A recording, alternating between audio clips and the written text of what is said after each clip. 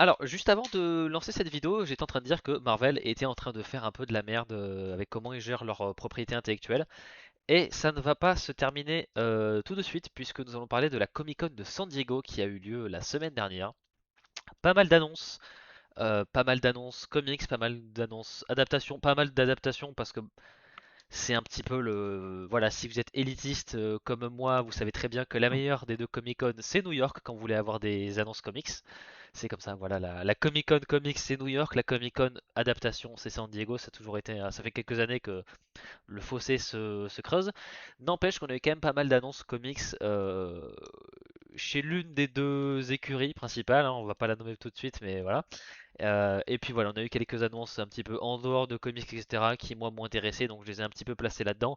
Et toi aussi, tu as ajouté quelques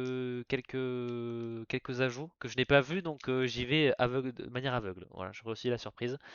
Ouais, Donc j'ai rajouté quelques trucs, bah, notamment du côté de l'éditeur que tu as trouvé moins présent, ce qui est vrai, hein, je veux dire. Enfin, pas forcément moins présent en tout cas, mais pour lesquels il y avait moins de révélations. c'est moins, ouais, ils ont moins triché. Euh, on peut faire à la toute fin, on peut donner notre avis général sur cette édition de la Comic Con. Par contre, je peux d'ores et déjà dire que ça fait quelques années maintenant que qu'ils jouent un peu cette carte-là et je trouve que c'est un peu dommage. En fait, tu dois faire un peu la distinction entre ce qui est une annonce, on va dire, et ce qui est une annonce, pas vraiment une annonce, en fait, une fausse annonce, en fait, j'ai envie de dire. Je ne sais pas comment expliquer ça autrement. Alors après, peut-être que si vous suivez tout simplement l'actu, vous ne vous posez pas toutes ces questions, mais moi, étant donné que je traite ces actualités, je trouve qu'il y avait un peu un côté foutage de gueule quelquefois par rapport aux annonces. Tout simplement parce que des fois, tu avais donc des véritables annonces, c'est des choses pour lesquelles tu t'attendais pas. Tu avais quelquefois plus des confirmations, donc c'est-à-dire que tu avais plus des secrets de polichinelle, on va dire, qui ont été officialisés, plus qu'autre chose. Donc on va dire que ce sont des annonces. Mais surtout, tu as pas mal d'annonces en fait qui ont été présentées comme étant des annonces, alors qu'en fait, ce ne sont pas des annonces. Ce sont tout simplement les titres qui vont arriver. Donc, c'est-à-dire que tous les mois, tu as ce qu'on appelle les sollicitations. Donc, c'est-à-dire que les éditeurs vont indirectement démarcher les bouquinistes, en fait, leur présenter ce qui va sortir tel mois en donnant le synopsis, les auteurs, la cover et le prix. Et de là, les bouquinistes commencent à réfléchir, bon, ben, on va prendre tant et tant de celui-là, tant et tant de celui-là, tant et tant de celui-là. Ça s'appelle les sollicitations. Et donc, tu le fais 2, 3 mois avant. Donc là, on est le 30 juillet, je suis en train de faire les sollicitations d'octobre actuellement. Et en fait, les éditeurs ont mis de côté pas mal de ces annonces qui sont normalement des sollicitations pour les annoncer à la Comic Con, mais en fait, c'est pas vraiment des annonces, je trouve, c'est juste ce qui, au lieu de l'annoncer une semaine avant, bon, il l'a annoncé une semaine après à la Comic Con. Limite, tu te fais douiller d'une semaine dans l'histoire. Je sais pas si tu comprends ce que je veux dire. Hmm. Oui, oui. Oui, en fait, ils événementialisent, je sais pas si ça se dit, les Quelque sollicitations. chose de Voilà, basique. Voilà. voilà. Voilà. C'est très bien résumé. Donc voilà. Dans les faits, ça reste une annonce dans le sens où tu le savais pas, mais c'est pas de l'événementiel. Ouais, absolument. Oui. C'est un très bon terme, ça. J'aime beaucoup. Mais ça montre aussi un petit peu sous t'as le capot. Donc même si tu fais même pas ça, ça veut vraiment dire que tu te fous un petit peu de... Enfin, tu veux rien enfin, tu veux rien marketer, tu vois. Parce qu'à la limite, bon, tu fais genre les sollicitations, tu les fais passer pour des annonces. Ok, c'est un petit peu pour créer un faux événement, mais ça montre au moins que tu veux mettre des choses en avant, que tu fais des panels, que t'en parles. J'ai pas l'impression que Marvel ait eu beaucoup l'intention de vouloir faire du bruit ou essayer de faire parler d'eux. J'ai vraiment eu l'impression qu'ils étaient là en mode acte de présence et on garde tout chez Marvel Studios et les comics on fait nada quoi. Bah, disons que si tu pars du Donc, principe qu'il n'y a pas forcément eu beaucoup d'annonces et qu'en plus, pour certaines de ces annonces, c'était des trucs qu'ils ont présentés à la Comic Con alors qu'ils pouvaient très bien, du coup, bah, comme je l'ai expliqué là, le présenter ailleurs. Du coup, tu te dis, c'est un peu coussi coussa tout ça, quoi. Donc bon, vas-y, attaquons.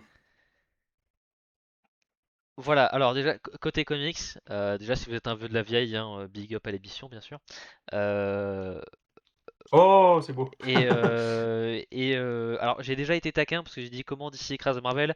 Je parle vraiment là que vraiment d'un point de vue présent sur la Comic Con et ce qu'ils décident d'en faire.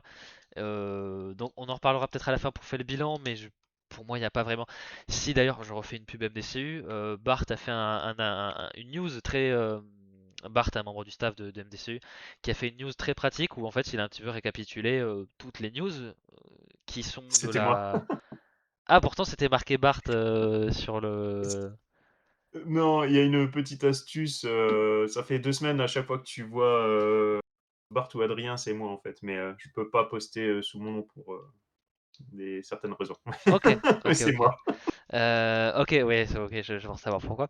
Euh, donc voilà, il y a des articles voilà, qui permettent de faire le recap, qui permet un petit peu de juste, à première vue, tu regardes le nombre de liens sur un petit peu les news qui méritent un petit peu d'exister, et tu compares Marvel et DC. C'est voilà, t'as 3 news Marvel et t'en as une douzaine chez DC, quoi. Donc voilà, quoi. Ouais, et c'est pas genre parce que j'en ai fait que 3 de Marvel et 12 chez DC, hein, je précise quand même, hein. C'est vraiment parce qu'il y en avait beaucoup plus chez DC, quoi. Voilà.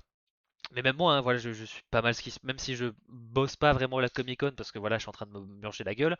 Quand il est 11h30 du matin, on n'est pas déjà en train de boire, donc je regarde ce qui se passe un peu. Et ouais, les annonces Marvel, j'ai quasiment rien vu passer quoi. Donc et même les annonces d'ici, dont je m'en fous un peu. Par exemple, une série Vixen, cool qu'il y en ait une, mais c'est pas un personnage qui m'intéresse. Donc voilà, mais j'ai quand même vu l'annonce passer. Donc il s'est quand même passé un truc. Voilà. Donc voilà. Donc niveau comics, moi j'ai mis que du DC parce que le peu de news Marvel que j'ai vu ne m'intéressait pas et je savais même pas quoi en dire en fait. Donc voilà. Et même ouais en annonce indé, j'ai rien vu. Après la Comic Con de San Diego pour l'indé, c'est un peu trop mainstream. Enfin je pense que c'est cher d'avoir des panels à la Comic Con de San Diego, donc je pense que c'est un peu hors d'atteinte. Sauf si c'était vraiment peut-être Kirkman à la limite, mais voilà. Donc Je sais il y en avait, hein, je sais plus si c'était Image ou IDW, ils étaient présents, hein, mais effectivement, c'est pas pour ça qu'il y avait forcément un panel. voilà. Absolument, absolument. Donc tout de suite, c'est beaucoup plus compliqué d'aller chercher les infos. Voilà. Il y en a, mais c'est vrai que. Et puis bon, on va déjà pas aborder pas mal de choses. Et si on commence à mettre les indés, on est là jusqu'à 23h30, quoi. Donc voilà, on fait mainstream, ça nous arrive. Donc, une nouvelle série Vixen. Je sais que beaucoup de gens sur internet disent bah, que fut un temps, Marvel était un petit peu mieux que DC pour un petit peu dans le fait de pas toujours, en fait, de mettre en avant des personnages féminins ou de couleur, etc. Comme titre solo principal.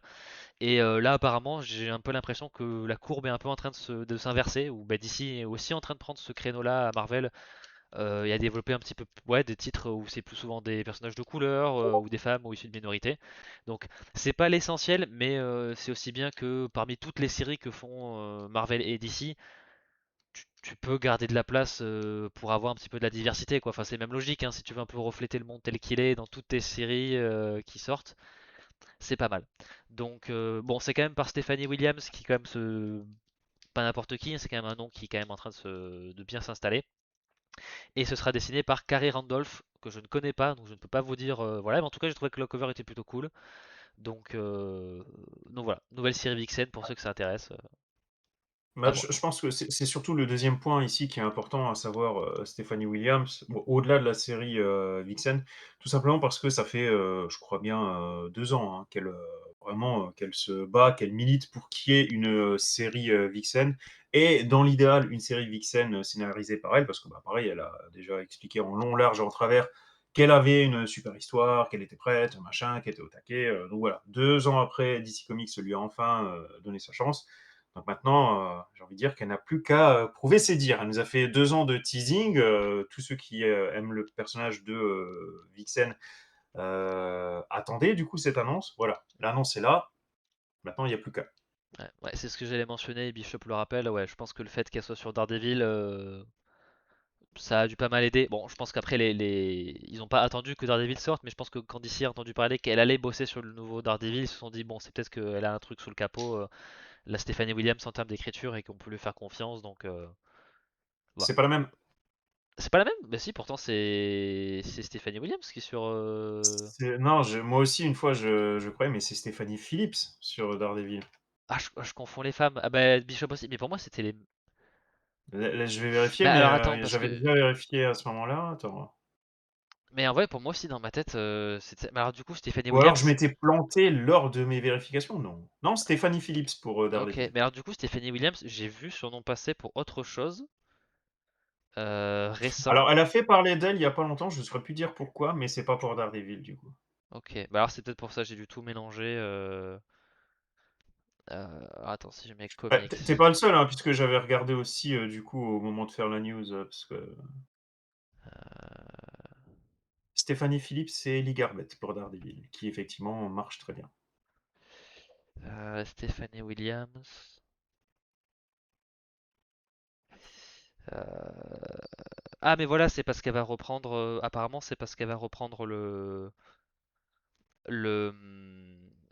le titre Wonder Woman après Tom King. C'est peut-être pour ça que j'ai Ah, dû. ça, je sais pas, ça, Il me j'ai pas semble. vu passer. Je savais même pas qu'il lâchait Wonder Woman, Tom King, pour être honnête. Mais il me semble que ça a été annoncé bah, pendant la Comic Con San Diego justement que sa run allait prendre fin, si je dis pas de bêtises. Tom Ah, King, Wonder Woman. pas vu passer. Euh, Après, c'est aussi ça, le gros désavantage de la Comic Con. T'as beau être au taquet, t'as toujours des trucs qui passent entre les mailles du filet. Parce qu'il y a trop d'annonces d'un coup, quoi. Oui, c'est vrai que ça fait un peu beaucoup. Donc, ensuite, ils ont aussi annoncé une série sur Etrigan qui s'appellera juste The Demon. Euh, Là aussi, Etrigan, personnage secondaire que j'aime beaucoup, mais je me dis, j'ai pas forcément à lire une série Etrigan. En plus, je connais James Aaron, je connais juste de nom, donc je sais pas ce que ça vaut. Par contre, après, ils ont montré des images et j'ai fait, ouais, je kiffe bien le style graphique. Donc, à voir, ça peut être intéressant. On en parlera. De toute façon, je pense que tous les titres qu'on aborde là maintenant, on en parlera dans les numéros de la VO quand ils sortiront. Mais ouais, le The Hmm. Demon, autant le personnage m'intéresse pas vraiment, mais le style graphique a l'air assez barré. Un petit peu côté rétro années 80-90 que j'aime beaucoup. Donc, à surveiller. Voilà, j'ai trouvé juste la proposition graphique et m'a un petit peu accroché là-dessus. Donc, à voir, à voir ce que ça va donner. Et Ouais, oui, donc ça pareil, c'est plus une sorte de finalement. Alors oui, c'est une annonce, mais c'est plus, on va dire, une officialisation parce que c'est vrai que bah du coup, ils avaient dit qu'ils avaient un projet pour James Aaron et genre le lendemain, ils ont dit ah au fait, il y a une série Triangle qui arrive. Tu fais, ouais, bon, ok. Si t'es pas trop con, tu fais le 1 + 1, on va dire. Donc c'est ouais, pas une grosse surprise. Par contre, ce qui est assez intéressant, c'est qu'il a dit qu'il allait vraiment se baser sur la vision du personnage imaginé par Jack Kirby. Donc ça peut être vraiment très cool. voilà. Quitte à pomper, autant pomper le meilleur, bien sûr. Autant pomper correctement, exactement. Exactement. Et oui, j'ai vu que oui, pas mal de gens étaient contents que Tom King ne soit plus sur Wonder Woman. Autant ça avait commencé plutôt pas trop mal, autant apparemment de ce que j'ai vu de récemment sur son titre Wonder Woman, ça fait jaser mais vraiment fort. Ça m'étonne pas trop hein, parce que Tom King, quand c'est bien c'est très bien, quand c'est pas bon du tout. Donc m'étonne pas trop. Euh, mais là il était occupé à faire la promo de Lanterns, on reparlera de Lanterns tout à l'heure. Côté comics on continue avec, alors là pour le coup c'est vraiment, on a juste une annonce qu'il y aura une série statique par Cody Ziegler. Alors après le quand, le qui, du pourquoi, le dessin, la cover, à quoi il va ressembler le perso, rien du tout. Voilà, il y a une série statique. Voilà, personnage selon moi artificiellement populaire parce qu'il y a eu la série télé, mais il n'a pas une présence comics méga si importante que ça. Et en plus Static et Icon, c'est un peu des personnages particuliers parce qu'il me semble qu'il y a tout le truc autour de comment s'appelle l'éditeur, enfin pas l'éditeur, mais si, ils ont été publiés par qui à la base euh, Les statiques, Static et Icon, ouais, c'est des personnages qui viennent de. c'est l'éditeur qui est connu pour être composé que d'Afro-Américains. Ouais, ouais, ouais.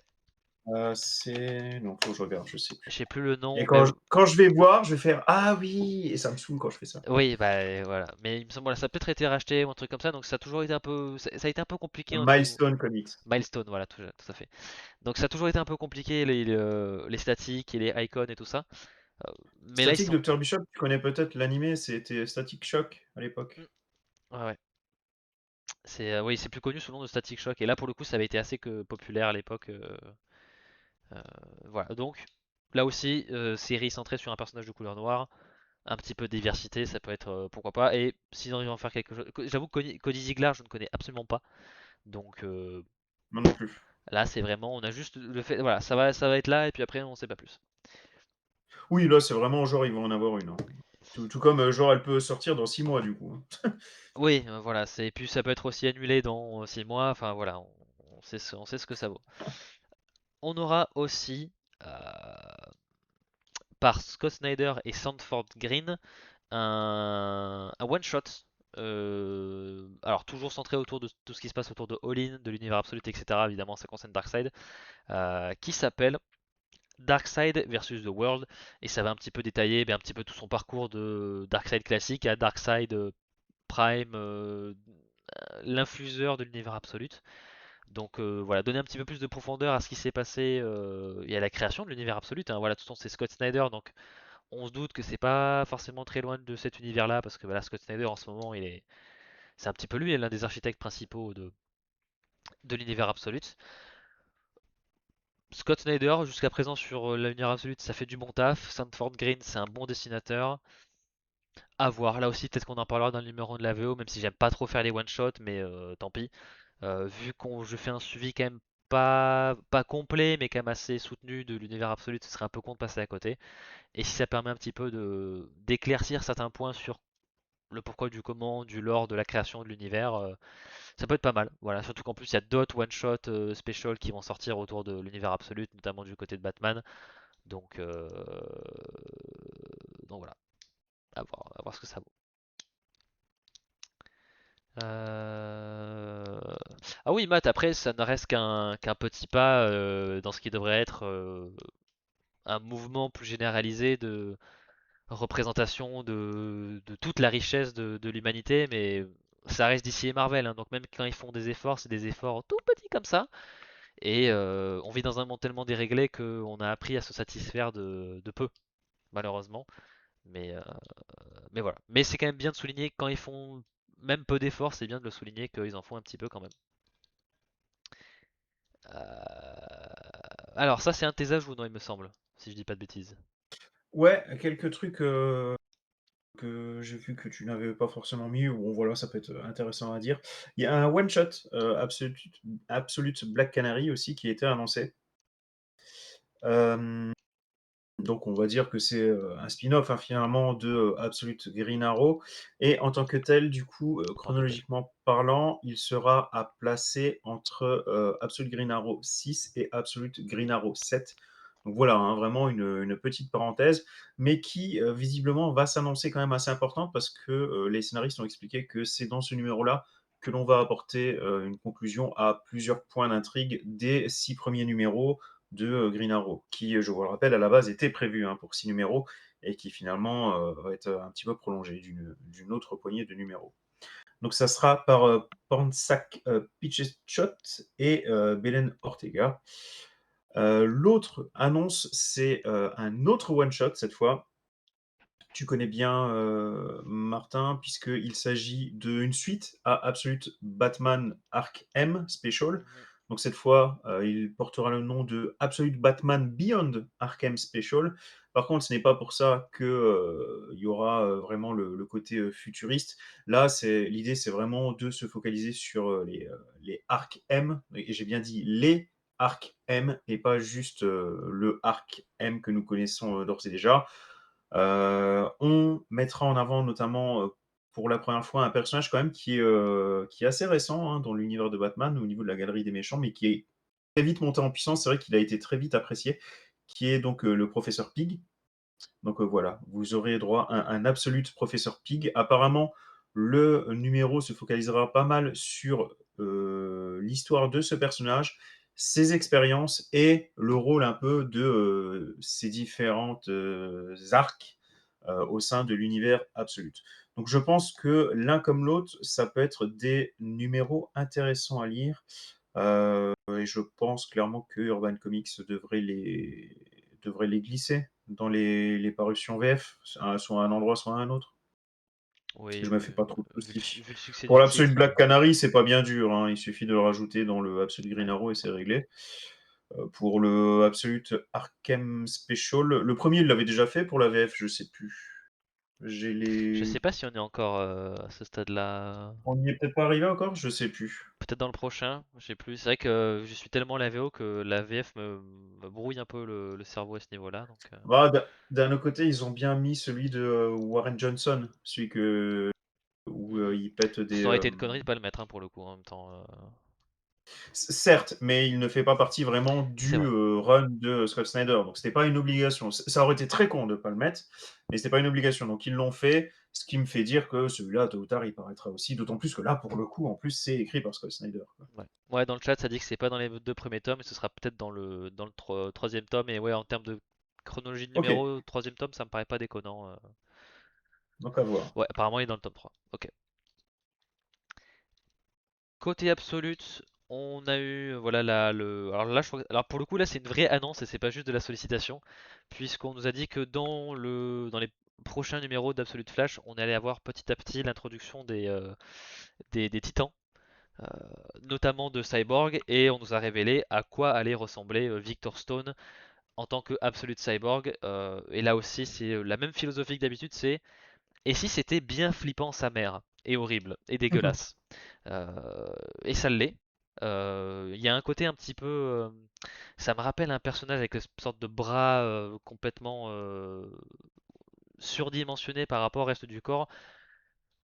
Ouais, donc il y a un côté vraiment un peu horrifique, transformation du corps, un peu cyberpunk dégueu. Ça fonctionne bien là pour le coup. À voir. Voilà. Après, Absolute Flash, c'est pas ma série préférée, mais bon, je fais confiance à Jeff Lemire quand même pour me pondre un truc sympa. Donc, alors même si c'est pas mon préféré, c'est quand même un titre qui est plutôt cool. Que de savoir comment ils vont le mélanger à tout ça dans cet univers-là. C'est vrai qu'il a plus l'air d'appartenir dans Absolute Batman pour le coup, ou Wonder Woman à la limite. Mais bon, quand même, voilà. Ouais, c'est vrai que Absolute Flash ne s'avance pas forcément dans cette dimension un peu osée, un peu horrifique. Donc, ouais, ouais, ouais. Moi, personnellement, je suis pas sûr que ce soit une bonne nouvelle. Je dois bien être honnête. Surtout qu'on enchaîne, hein. Il y a aussi Absolute Atom qui arrive.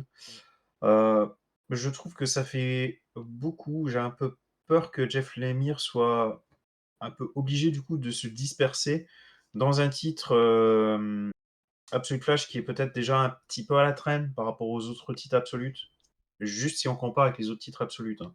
Sinon, ça reste une bonne lecture. Mais voilà, j'ai peur que ça rajoute encore peut-être un peu plus d'inconvénients sur un scénario qui est peut-être déjà parfois en dents de scie. Donc, moi, je suis un peu plus mitigé par rapport à cette annonce. J'attends de voir. ça, ouais, ouais, je suis un petit peu d'accord. Et c'est vrai que pour le coup, c'est un peu toujours le risque quand tu commences un nouvel univers, c'est il faut éviter que ça devienne la course à qui le premier fera la version absolue de tel truc et tel personnage et machin. Voilà. C'est pour ça que je trouve que notamment Absolute Superman distille bien ces ajouts-là à ce niveau-là. Donc Bah, oui, c'est vrai que ouais. c'est aussi l'intérêt, c'est d'avoir toujours la même équipe créative sur les mêmes séries qui en plus ont à peu près commencé en même temps. Bon, surtout les trois premières et après les trois d'après. Mais globalement, il n'y a pas non plus 10 ans entre les six. Parce que du coup, tu as une sorte de compétition saine. Hmm. De compétition saine, quoi, entre, je pense, entre les auteurs, c'est plutôt cool. Oui, mais oui, c'est vrai. Côté, alors mi-absolute, mi-ligne principale, on aura le Batman of Two Worlds qui sera écrit par voilà, Matt Fraction et Scott Snyder, donc respectivement le scénariste de la ligne Batman classique et de Absolute Batman.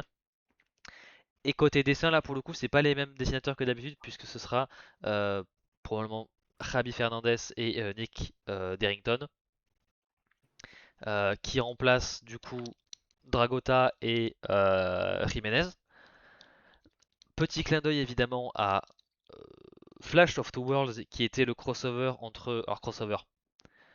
À l'époque, pas sûr que ce soit pertinent de parler de crossover, mais en tout cas, c'était l'histoire où Jay Garrick rencontrait Barry Allen pour la première fois, et c'est un petit peu là que, voilà, que le multivers a commencé un petit peu de devenir de plus en plus poreux. Voilà, donc c'est numéro mythique de l'histoire de DC, avec voilà la fameuse couverture où Jay Garrick et Barry Allen sont de deux côtés D'un d'un côté de mur l'autre, d'un mur d'un comme mur ça. et Ouais. qui vont courir vers la même personne qui est en mode à l'aide Flash et en fait les deux disent j'arrive machin, donc c'est voilà le peut-être la première itération en tout cas chez DC de rencontre un petit peu de différentes itérations du même héros.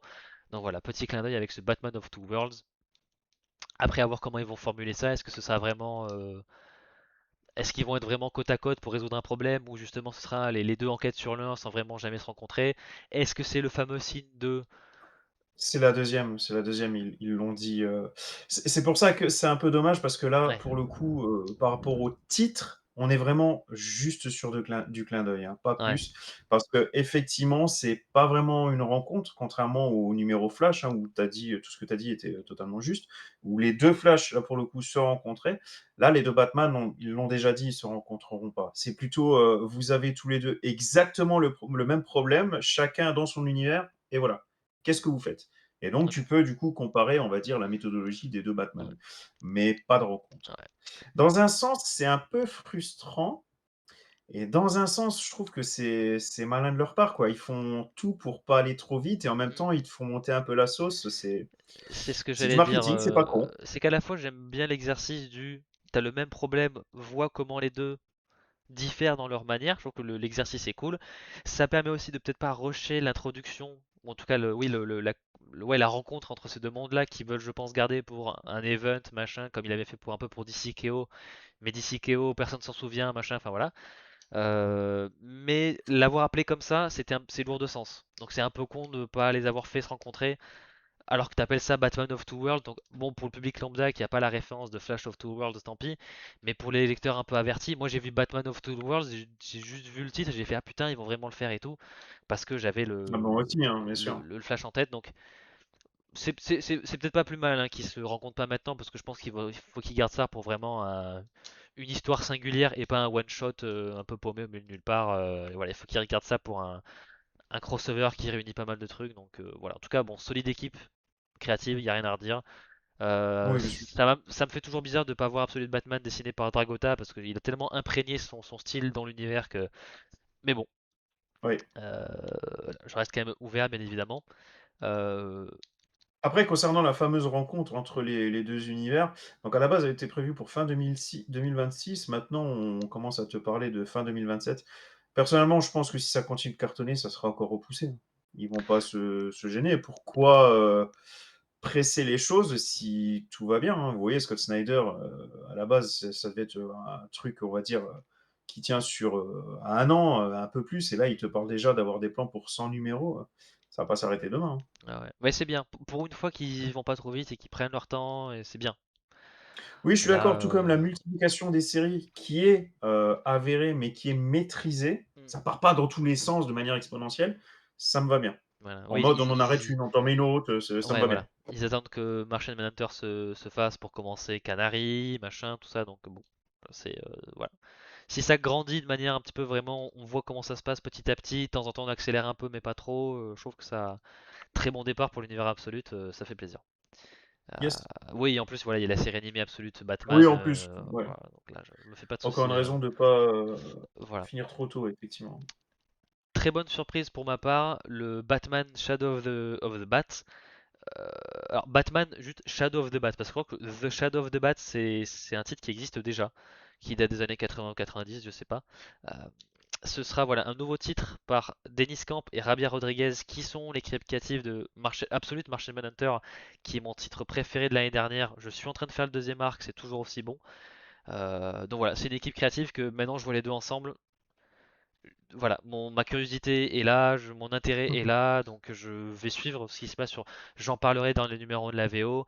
Et grosso modo, le pitch, c'est voilà, c'est Ace Chemicals a été attaqué, ce qui fait que ça a répandu des produits chimiques dans l'environnement. Et Batman doit un petit peu résoudre toute la situation qui se passe autour, avec justement cette fameuse fuite de produits toxiques, etc., qui risque de faire des trucs un peu trip, psyché. Voilà, vu que c'est ces deux-là, je vois le concept, je me dis ouais, ils peuvent clairement avoir l'exécution d'une idée aussi ambitieuse que ça, donc très curieux de voir ce qu'ils vont faire et voilà, je vais suivre ça avec grand intérêt. Ouais, curieux moi aussi. Après, bon, on sent vraiment que le synopsis, c'est vraiment un prétexte pour que Mm. Oui. Rodriguez, il s'éclate, hein, un Mhm. peu comme ce qu'il avait fait sur Martian Manhunter. Heu, j'ai juste pas envie qu'il s'amuse à jouer cette carte à chaque fois, quoi, à trouver un prétexte à la con pour pouvoir partir dans tous les sens dans le bouquin, même si, le résultat est là, hein, je dis pas. Bon, là, c'est plutôt bien amené avec Batman. Et puis, bah, surtout, c'est que, voilà, la première fois après Martian Manhunter, je pense que ça va finir par me gêner si à chaque fois on te sort, voilà, bah, genre Wonder Woman, elle a été, je sais pas, il y a une sorcière qui lui a Empoisonné, lancé un oui. sort, ou elle est empoisonnée. Voilà, Superman, il a une kryptonite. Quelle couleur il a pas eu encore? Orange. Voilà, allez hop. Et Mm. puis, du coup, il a des Ouais, hallucinations un peu bizarres, machin. ouais, ouais. On peut toujours un peu jouer cette carte. Ça serait un peu dommage Avec de parcimonie, toujours quoi, il faut faire. aller là-dessus, quoi. Voilà, exactement. Ouais, ouais. Voilà. C'est vrai que là, ils ont justifié le coup parce que c'est une série qui est dans la continuité. Après, tu fais un truc Elseworld, tu dis juste, bah ta gueule, c'est magique, c'est comme ça, et voilà. Là, oui, ils l'ont justifié parce que c'est dans la continuité, mais voilà. Mais vu que c'est ces gens-là, moi Oui, j'y et puis vais. encore une fois, ça peut être une très bonne lecture, hein. Je veux juste pas me taper tous les personnages revisités comme ça, quoi, on va dire. Oui, ouais, je comprends. Et puis comme Dr Bishop le dit, on a le droit de s'amuser nous aussi, hein, au bout d'un moment. Voilà, côté Marvel, ce qu'on a en comparaison. Ouais, il y a eu Je quelques taquin, je trucs. taquin.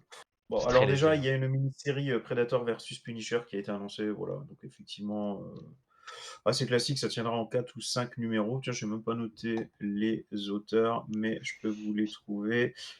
Frank Thierry et Jesus Says. Et assez intéressant aussi. Alors, vous le savez sans doute, Marvel a déjà fait des, on va dire, a déjà embauché des dessinateurs avec un style un peu plus manga pour proposer des comics avec un visuel qui fait très manga. Bon bah voilà, là ça va aller un petit peu plus loin puisque là cette fois Marvel va carrément prêter ses jouets, puisque on retrouvera donc des personnages Marvel du côté de l'éditeur japonais Kadokawa qui va proposer 5 mangas différents, donc avec les personnages de Marvel, notamment ce Spider-Man là. Et voilà, il y a quelques visuels comme ça qui sont passés. Moi, je dois vous avouer que ça ne m'intéresse pas, mais voilà, c'est suffisamment différent pour vous le montrer. Et voilà, je pense que c'est le genre de projet qui explique que pourquoi Cebulski va aller du côté du Japon prochainement. Donc, pour rappel, hein, c'est plus l'éditeur en chef de Marvel, Marvel Comics. Donc maintenant, il va s'occuper un peu d'un pôle japonais qui va être un peu en développement. Et lorsqu'on t'annonce ça juste derrière, tu comprends un peu mieux les choses. Donc voilà, Cebulski sera sans doute pas trop trop loin de ce nouveau projet Marvel du côté de Kadokawa. Un peu plus intéressant par contre, peut-être pour moi, vraiment la grosse news du côté de Marvel Comics, du côté de la San Diego Comic Con. Enfin, grosse news, encore une fois, par rapport à DC, moi je trouve que ça fait un peu léger, mais bon, voilà. On va de nouveau avoir Eddie Brock qui va être réuni avec Venom. Mine de rien, c'est vrai que ça fait un petit moment, faut être honnête. Bon, t'as toujours un retour à un statu quo connu hein, dans les comics. Mais là, c'est vrai que ça faisait longtemps. Donc voilà, Venom sera de nouveau avec l'incarnation que nous connaissons le plus, donc c'est-à-dire le symbiote et Eddie Brock. Il y aura une nouvelle série, donc ça sera écrit par Charles Soule et dessiné par Tommaso Bianco. Et bah, puisque j'en ai parlé tout à l'heure, vous vous demandez peut-être alors, mais que devient Mary Jane alors? Puisque bah, l'actuelle porteuse du symbiote, c'est Mary Jane Watson. Eh bien, elle va avoir une mini-série à elle, 5 numéros, pour expliquer ce qui se passe une fois qu'elle n'a plus le symbiote. La série s'appellera Friendly Neighborhood Mary Jane. Ça sera cette fois écrit par Ashley Allen et dessiné par Phil Noto. Donc pour Venom, nouveau départ. Pour Mary Jane, une mini-série un peu qui fait office de transition, je pense, pour la suite des aventures de MJ, tout simplement.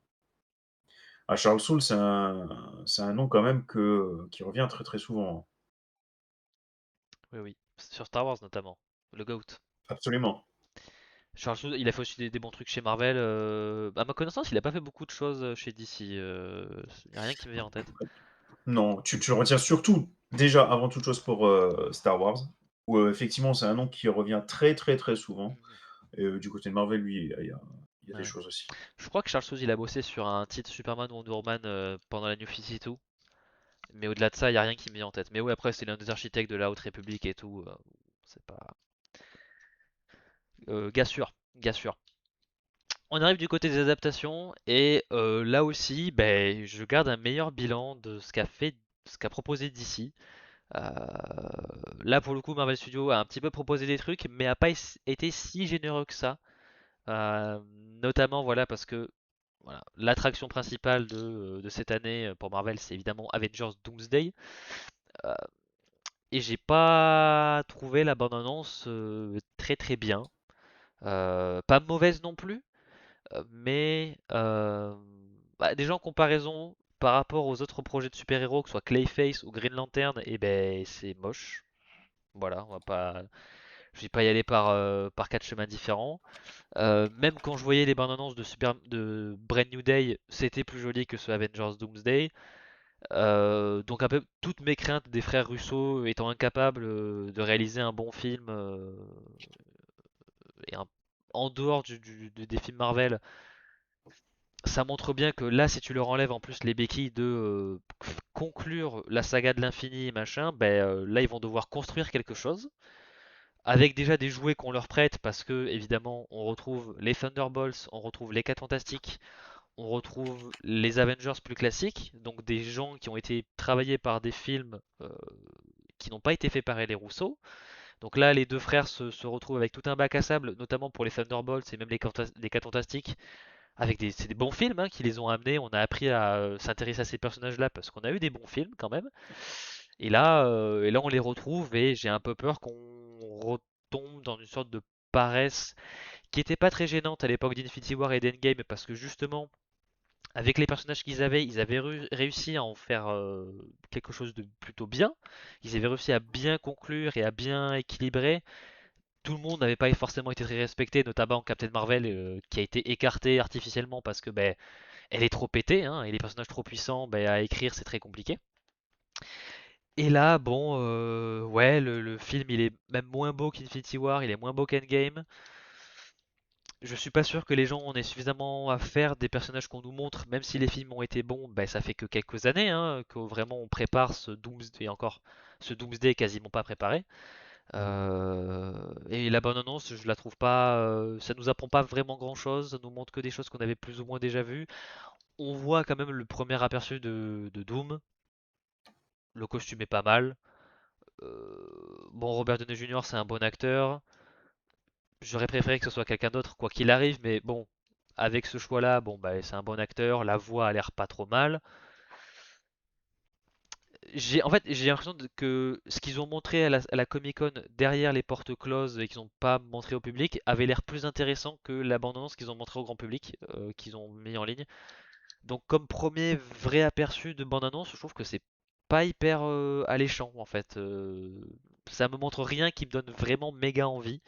Le côté de Doom qui arrête la hache avec deux doigts, ça fait vraiment très ah ben moi je contre ton sort avec deux mains dans le dos. Donc à voir. Pour le moment je suis frileux. Franchement frileux. Frileux sur ce qu'ils vont faire. Curieux de savoir ce qui. Je vais aller le voir le film, hein, mais l'abandonnance m'a pas donné envie en fait. Ça m'a pas vraiment refroidi non plus, mais ça m'a pas donné envie. Donc c'est un peu dommage. Ouais, je trouve un peu sévère, mais après, c'est vrai que ça va pas me donner envie de courir au cinéma, mais je crois qu'aucune bande-annonce ne m'aurait donné envie, en fait, hein. Hmm. C'est aussi un peu ça le problème, je pense, au final, hein. Mais sinon, concernant la bande-annonce en elle-même, il n'y a pas de red flag ou de choses comme ça, quoi, clairement pas. Et globalement, elle a été plutôt bien reçue aussi, hein. Oui, oui, oui, mais bon, Avec un peu de chance, on va revenir de loin, avec un peu de chance. j'espère. Mais j'ai un peu l'impression qu'ils vont essayer de choper une nostalgie un peu facile, un peu comme un No Way Home, qui au final n'était pas désagréable, mais en tant que film, en tant que tel, ouais, ça tenait pas debout, quoi. Donc, Pardon, je pardon. sais pas, ouais, Moi, je le vois un peu. Moi, je le vois un peu comme ça, hein. Ça va être un peu, effectivement, un No Way Home, mais j'ose espérer avec les défauts en moins. j'espère. Moi, par exemple, ouais, la première annonce de Spider-Man Brand New Day, ou même de Thunderbolts, ou même des Fantastic, je voyais des choses qui me donnaient envie, parce que ça avait de la gueule et machin. Là, bon, là, la scène entre Thor et Doom, c'est moche, hein, franchement.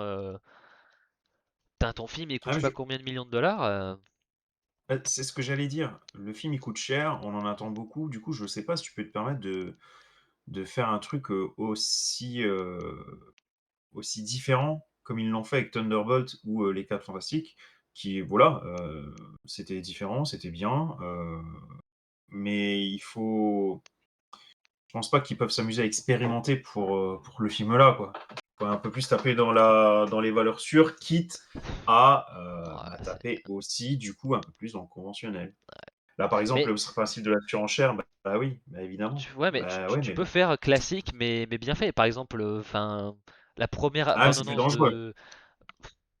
Ah, Ouais, classique, mais mais bien fait. voilà, mais tu vois qui a de la gueule. Tu vois, par exemple, la première bande-annonce de Batman, ça, enfin, c'est pas un truc genre révolutionnaire comme produit Batman, mais tu vois vraiment que le film, il est bien produit, il est beau, il a de la gueule. Là, j'ai un peu l'impression de retrouver tous les travers Marvel en 1 minute 30. Et pourtant, ouais, il y a des personnages. Les Thunderbolts, j'ai appris à les aimer. Les Fantastiques, j'ai appris à les aimer. Apparemment, il y aura une vraie relation entre Doom et les Fantastiques, donc ça c'est très bien. Mais en fait, j'ai pas envie de voir les versions diluées des personnages que j'ai appris à apprécier, même au travers d'une phase Marvel très compliquée où c'était vraiment inégal. Et j'ai pas envie que le film vienne un peu me pourrir la conclusion de 4-5 ans de Marvel qui était déjà suffisamment difficile comme ça avec ce Doomsday quoi. Ouais, je sais pas. Pour beaucoup, ce que étant donné qu'ils mettent en avant un peu l'ancien Marvel, toi, tu focalises un peu sur les travers de cet ancien Marvel. Alors que pour beaucoup de monde, on se focalise surtout sur les côtés positifs de cet ancien Marvel, hein, mine de rien. Donc, c'est sûr que forcément, l'approche est Ouais. différente du coup. Moi, par exemple, le fait de faire revenir Steve, ça me fait peur, hein, parce que pourquoi avoir construit un nouveau Captain America si c'est pour refaire revenir l'ancien dans ton prochain film Avengers? Les gens, ils Non, vont en mais là, avoir, les gens, il va ils être en vont en mode rien avoir nomade. à faire de Sam Wilson. Enfin, qu'est-ce que, bon, en fait, pour moi, Ah ça, oui, mais il était déjà mort, Sam Wilson. Enfin, bah ouais, mais c'est pas en remettant l'ancien Captain America que tu vas corriger ça, quoi. Donc, moi, je trouve qu'en fait, pour le moment, de ce que je vois, c'est vraiment un gros retour en arrière et en mode, oula, on a merdé, on change tout. Alors qu'il y avait des bonnes choses dans les. Enfin, enfin, Sam Wilson peut être un bon personnage si tu le fais bien. mais après, Steve Rogers revient, mais pas Captain America. Il sera Ah, nomade, hein. oui, mais. Oui, mais c'est pour les gens. Steve Rogers, c'est Captain America. Enfin. Ah oui, d'accord, mais bon, bah, là, c'est à Marvel de faire le taf pour bien faire une distinction entre les deux et pas pourrir à Sam Wilson qui est déjà vachement affaibli par Captain America 4. Ouais, mais je sais pas. Pour moi, c'est un aveu d'échec déjà de l'avoir fait revenir. Mais bon. Ça, Après, c'est ils vont peut-être le faire un truc débat de qu'on bien. avait déjà eu pour Downey Junior, hein. Ah oui, mais là, oui, pour moi aussi, hein, c'est un aveu d'échec. C'est en mode ah et merde, regardez, on a mis Downey Junior en Doom. Revenez s'il vous plaît.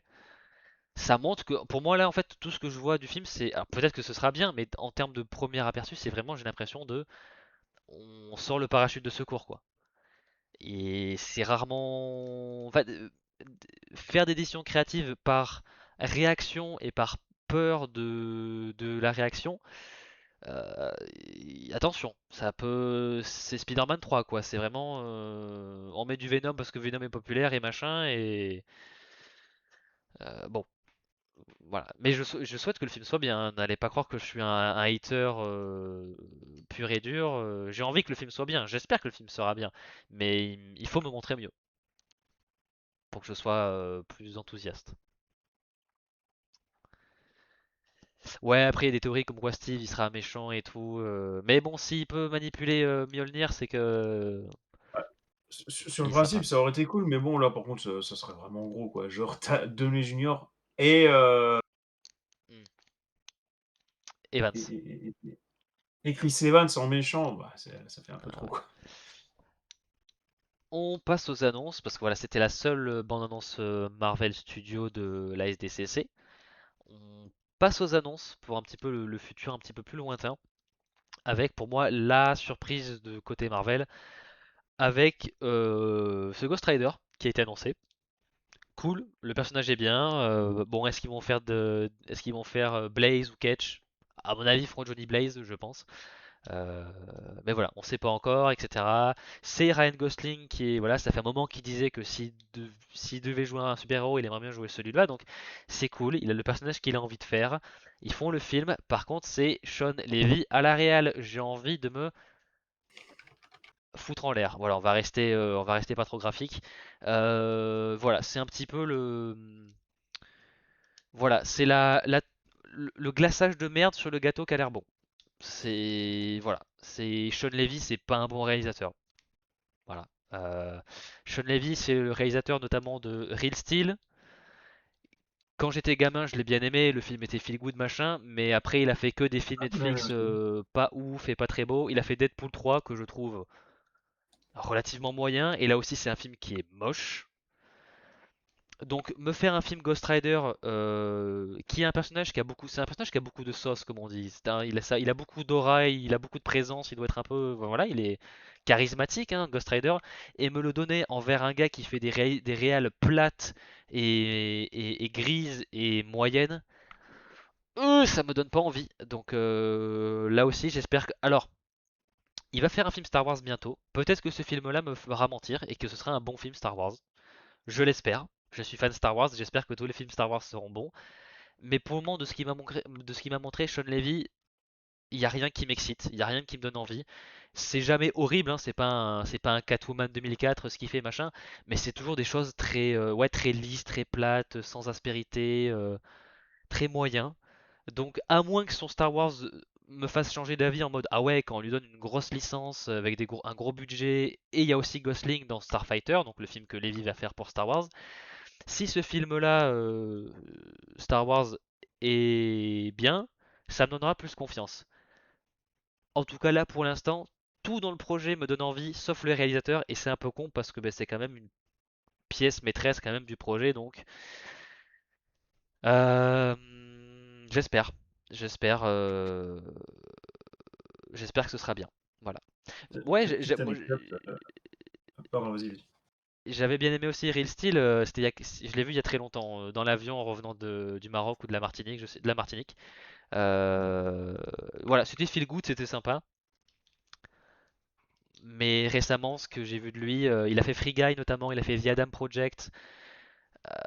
Donc c'est voilà, c'est des films vraiment, ouais, bon, rien de notable quoi. Donc Bon, pour l'anecdote, moi j'ai vu Real Steel il y a. Ah bah, j'ai oublié le mot. Il y a 2 3 ans, donc à la télé. Donc voilà, c'est suffisamment rare pour le souligner. Je l'avais regardé vraiment à la télé. Et je sais pas ce qui s'est passé. Pour la première fois de ma vie, j'ai assisté à ça. En fait, il a manqué un bout du film. On ne sait pas ce qui s'est passé, mais la chaîne de diffusion a coupé. Voilà, il restait je sais pas quoi après. On nous a mis genre après, je sais plus si c'était le générique de fin ou une pub, mais en fait, on n'a jamais eu la fin du film. Je sais pas ce qui s'est passé. J'ai commencé à regarder sur les réseaux sociaux, puis bah c'était, sans surprise, c'était chez tout le monde. En fait, la chaîne a chié dans la colle. On n'a jamais eu la fin du ouais. film. C'était trop bizarre. Oh oui, c'est Sean Levy qui a fait Deadpool et Wolverine, tout à fait. Donc voilà, d'où ma réticence un petit peu. Ouais. Alors Steph, tu parles peut-être d'un gars qui s'appelle Star Wars Theory. C'est pas un YouTuber que je recommande parce que c'est du genre à chialer parce qu'il y a des femmes et des gens de couleur dans son Star Wars, donc voilà. J'avais regardé son premier fan film à l'époque qui était ok, et apparemment là le deuxième il est pas. Voilà. Donc après peut-être que le fan film est bien, mais en tout cas c'est pas une personnalité qui me. Voilà. On a eu aussi, voilà, bon, on savait que Black Panther 3 arrivait depuis un petit moment. Là on a quelques infos de plus. Euh, c'est toujours Ryan Coogler à la réalisation. C'est très bien, très bon réal. Les deux premiers Black Panther, bon le deuxième est un peu moins bien, mais ça reste quand même un bon film. Il a fait aussi Sinners, il a fait le premier Creed, très bon réal, il n'y a aucun problème là-dessus. Euh, apparemment, alors je sais pas si c'est confirmé ou pas, mais normalement il devrait y avoir Denzel Washington dans Black Panther 3. Donc là aussi, hein, c'est pas n'importe qui. Et on nous a enfin annoncé qui allait jouer. Alors on se doutait bien qu'ils allaient faire un Black Panther, enfin un T'Challa 2 avec le fils de T'Challa et de... ah j'ai oublié le nom du personnage qui est joué par... J'oublie tous les noms. Euh, je sais pas si vous l'avez dans le chat. Je sais pas qui tu cherches. Le love interest de Black Panther dans les films. Oui, c'est Lupita Nyong'o, l'actrice, tout à fait. Et j'ai plus le nom du perso Ah, malheureusement. Enfin voilà, donc on savait très, voilà, je l'aurais pas. on savait bien que voilà, le personnage de Lupita Nyong'o et de Chadwick Boseman avait eu un enfant. On l'avait vu à la fin de Wakanda Forever. Euh, et voilà, donc voilà, là ils ont officialisé le truc. On aura bien un nouveau T'Challa, Nakia. Voilà, je l'avais en tête, mais j'étais pas sûr. Non, Shuri, c'est sa sœur. Heureusement qu'il a pas eu un enfant avec sa sœur, quand même. On n'est pas dans Game of Thrones. Euh, voilà, Ouais, donc ça c'est un autre type de film, totalement différent. voilà. Donc voilà, Nakia et T'Challa ont eu un enfant, et là voilà, on sait qui va jouer cet enfant-là qui aura grandi, euh, qui s'appelle aussi T'Challa, voilà, en hommage à son père dans le deuxième film. C'est David Johnson. Alors je l'ai mis en story sur Instagram quand ça avait été annoncé. Très bon choix pour le coup. Alors il y avait d'autres noms, genre Damson Idris qui était aussi voilà. Ils ont choisi David Johnson. Si vous avez vu Alien Romulus ou Marche ou Crève The Ouais, Long Walk, on l'avait adoré dans Romulus. voilà. L'androïde qui avait un peu deux personnalités dans le film pour des raisons, voilà, on va pas spoiler. Hmm. Très très bon acteur et pareil dans The Long Walk aussi, il est très très bon. Donc un Je sais pas si tu t'en souviens, on en avait beaucoup parlé, hein, de l'acteur, du ah coup, ben en même temps, c'était la on a révélation parlé du du film film. pour le coup. Ah ouais, ouais, ouais, ouais. Entre le côté plus hésitant, bah, un peu bégayant, machin, et le côté beaucoup plus affirmé. Et dans les deux cas, c'était vraiment. Quand un robot te fait ressentir des choses, c'est que le gars a bien, enfin, c'est que l'acteur a bien fait son taf. Donc voilà, très bon choix de casting. J'ai confiance dans le réal. Le choix de casting est inspiré. En plus, il y a Denzel, c'est encore mieux. Euh, Oui, après les films, on les aime ou on les aime pas, mais je pense que l'interprétation de Johnson dans Alien Romulus, même si on n'a pas aimé le film, personne ne peut dire que le gars jouait mal, quoi. Donc Ah oui, non, c'est clair.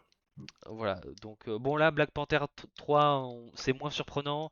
On sait très bien que le film va être au moins ok parce que je pense que Ryan Coogler, en plus maintenant, il a beaucoup de poids à Hollywood, je pense, hein, donc il a un peu, je pense, le champ libre pour faire sa sauce et on le laisse tranquille et c'est très bien comme ça parce qu'il fait des bons films. Donc Black Panther 3. Après bon, j'ai pas mis les dates de sortie parce que bon, avec Marvel,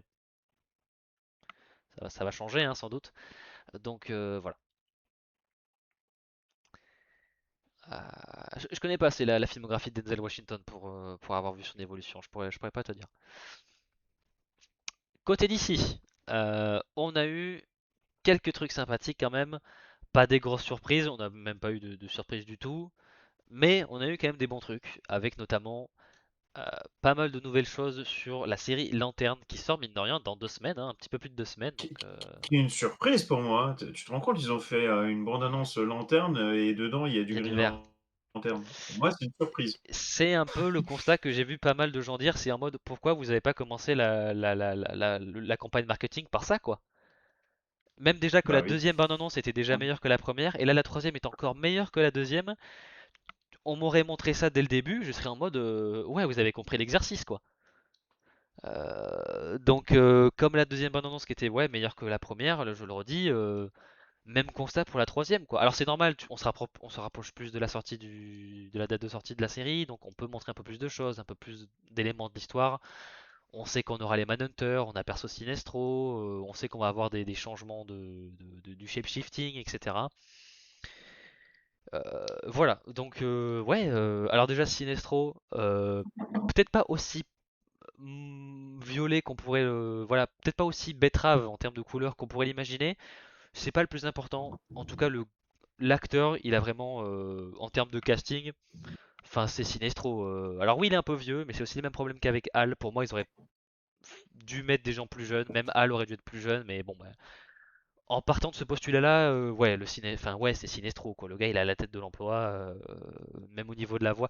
Le très peu d'échanges qu'on a entre Sinestro et Hal, je le trouve très bien, parce que j'ai l'impression que le seul moment où Hal est vraiment lui-même, sans filtre, sans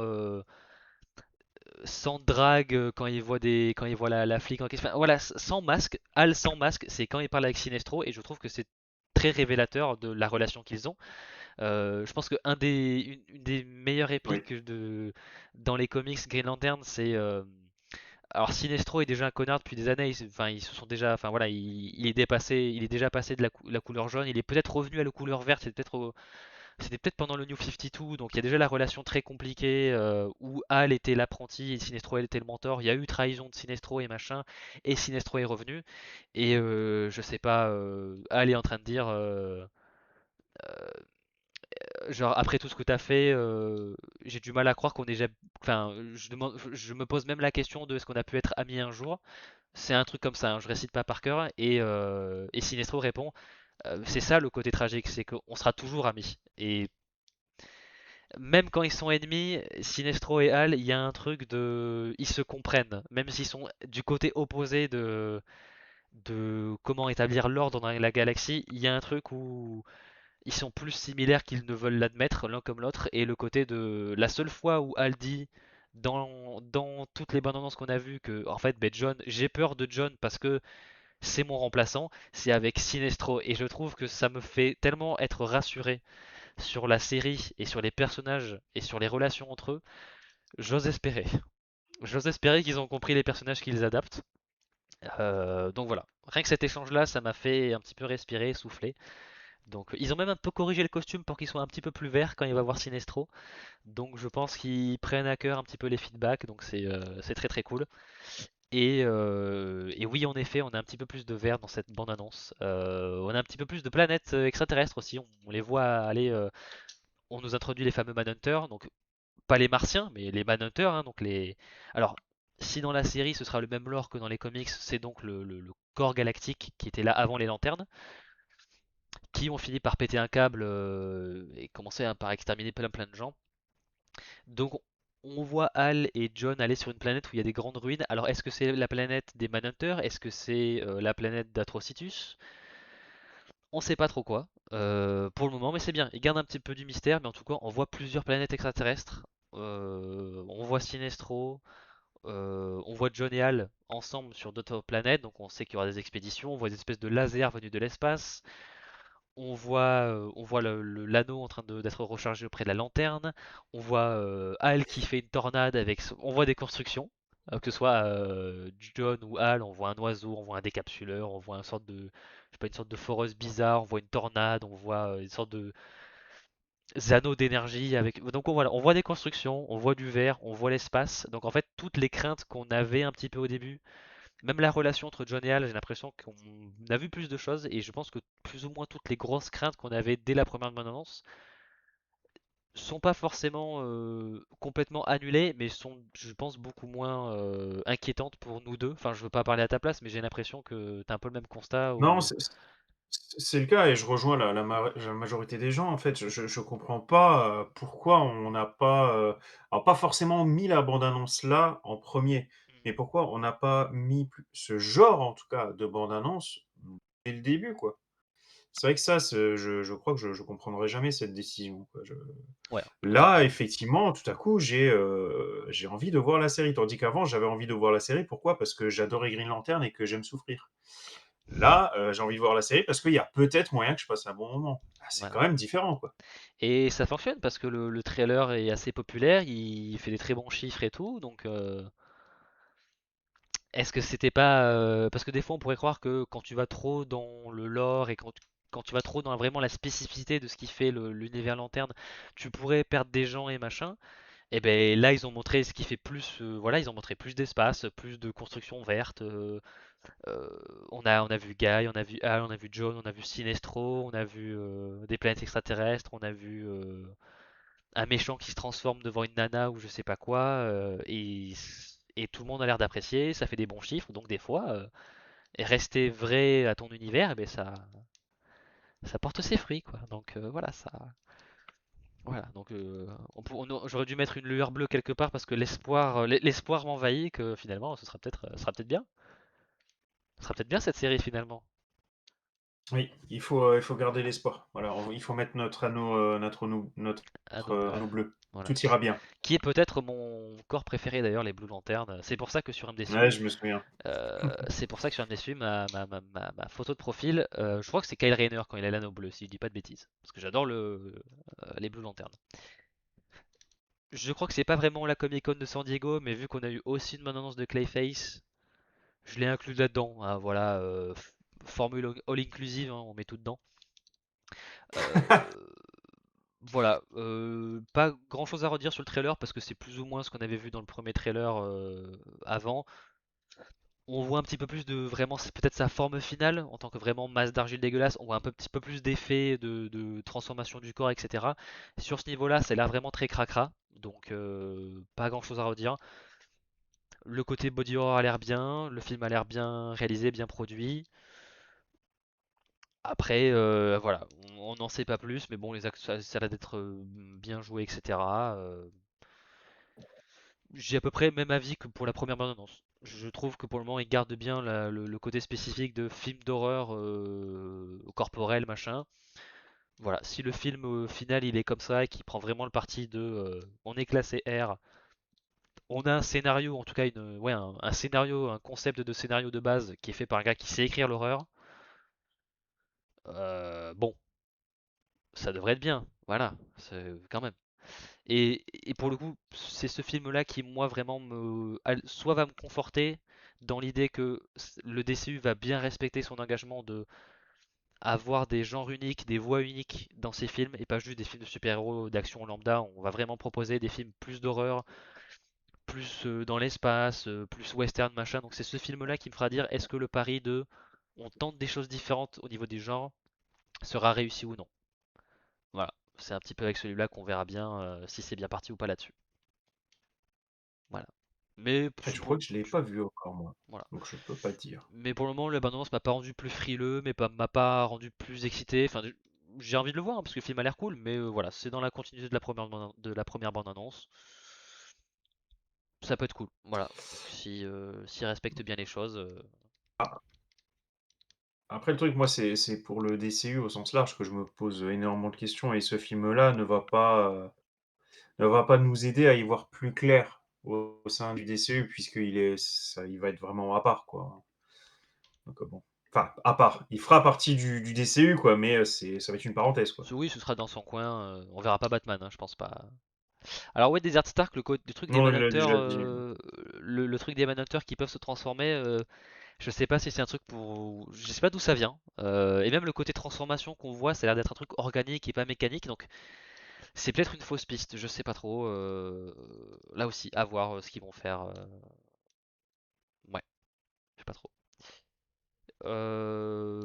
Et dans les autres annonces aussi, on a eu, voilà, en même temps, il y a toujours les récompenses des Awards Eisner qui récompensent les talents de l'industrie des comics. Et j'ai remis ce truc-là pour un petit peu rappuyer le fait que je Que vais pas Marvel se fait défoncer? exactement. Alors, j'ai pas envie de rentrer dans la guéguerre, mais je suis quand même beaucoup plus d'ici. Et oui, quand je regarde le palmarès des Eisner, Marvel, il s'était une fois dans une coédition avec un autre éditeur, et après le reste du temps, c'est soit de l'indé, soit d'ici.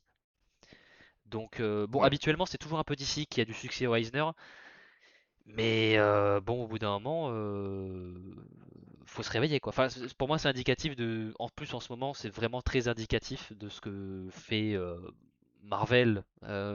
C'est pas possible quoi. Il faut se réveiller. Donc, C'est exactement ça. J'ai exactement le même constat et c'est important, ce que tu dis. C'est-à-dire que, le but, c'est pas, de comparer, les 2 en mode, Marvel fait de la merde, enfin et de cracher dessus, je veux dire. mm, C'est pas en mode, guerre ou fanboy. Le truc, c'est qu'effectivement, tu as, 2 éditeurs. DC a presque toute sa vie été derrière Marvel. Moi, en tant que, du coup, fan de DC, dans un sens, ça faisait toujours mal, hein, parce que tu te dis, putain, ça veut dire que la qualité est très souvent moindre. Alors, tu peux pas résumer ça non plus comme ça, mais globalement, il y a un peu de vrai quand même.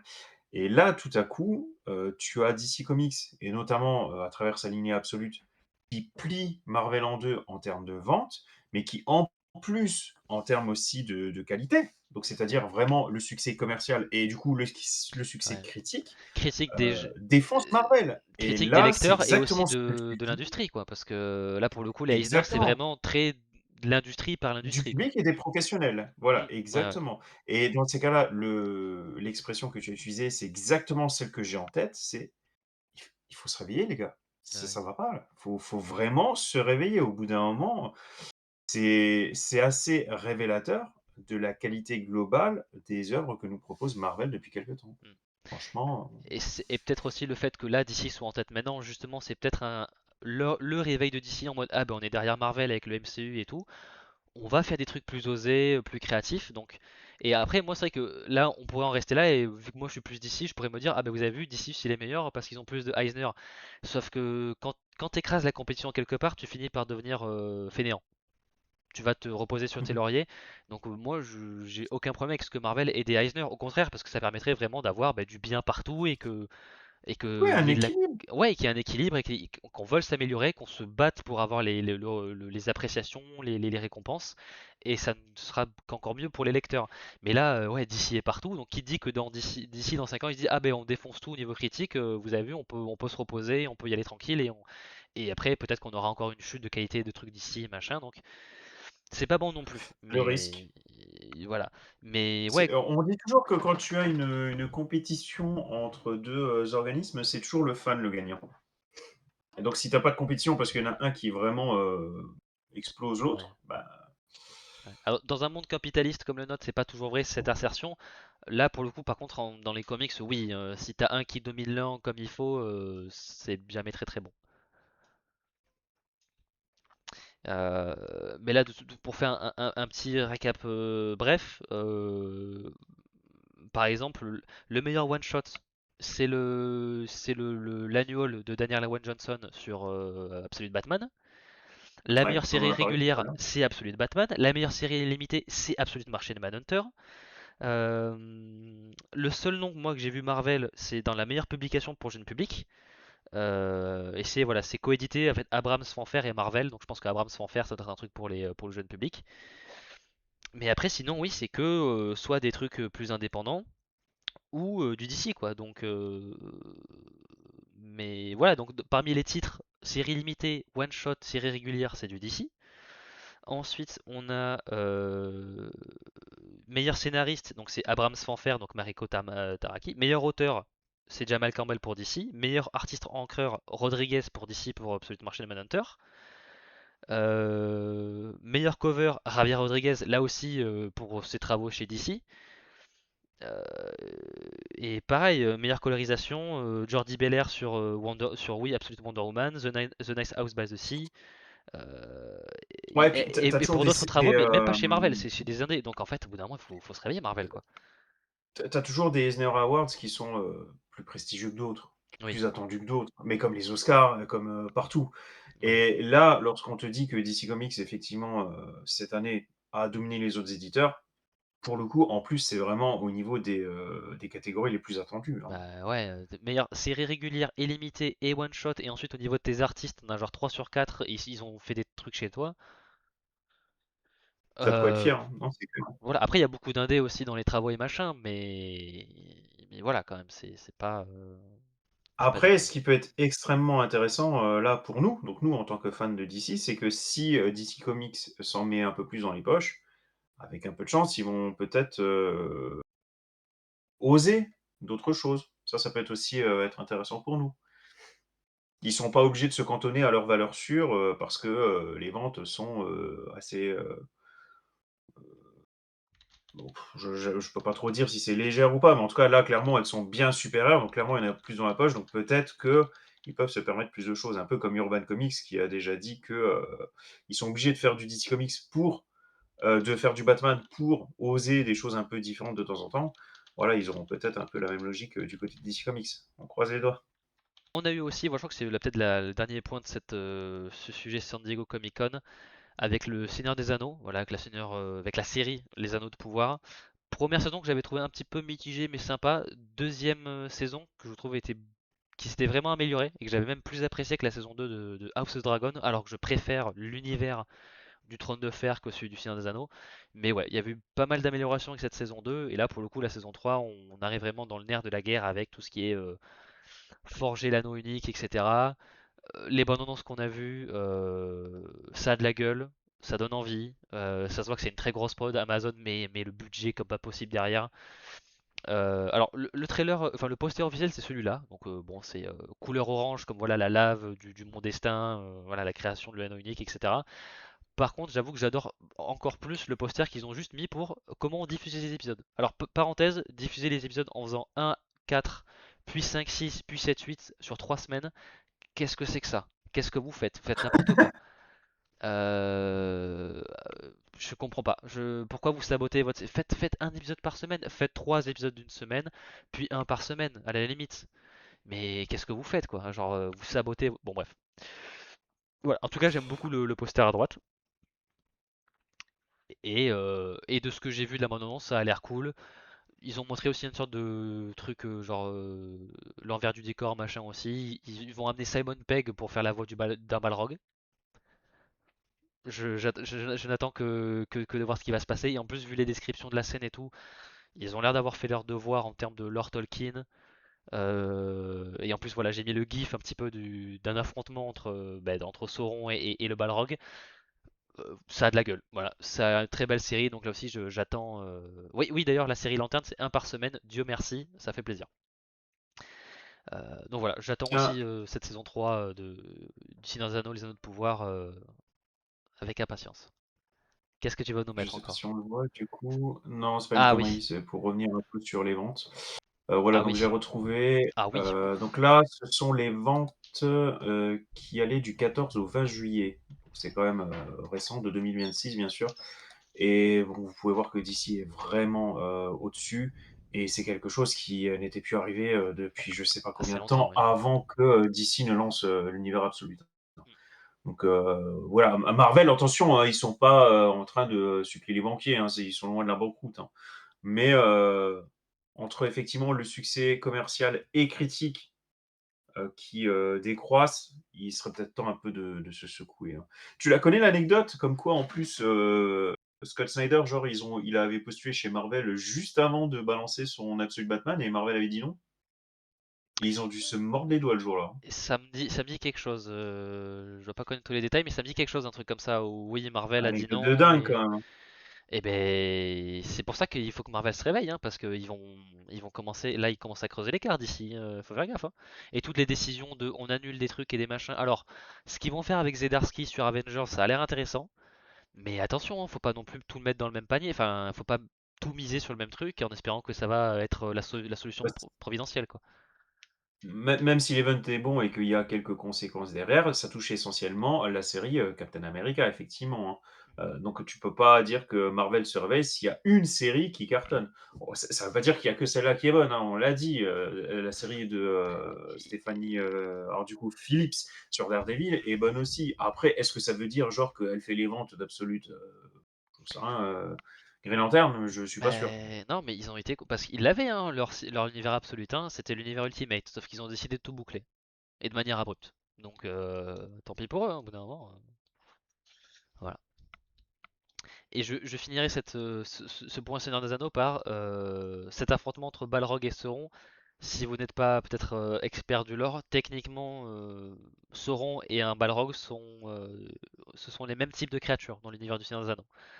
Voilà, ce sont des sortes de demi-dieux en gros. Donc voilà, ils ont commencé comme étant voilà, ils étaient dans la même classe de gens, sauf qu'il y en a un, c'est devenu une espèce de démon du feu.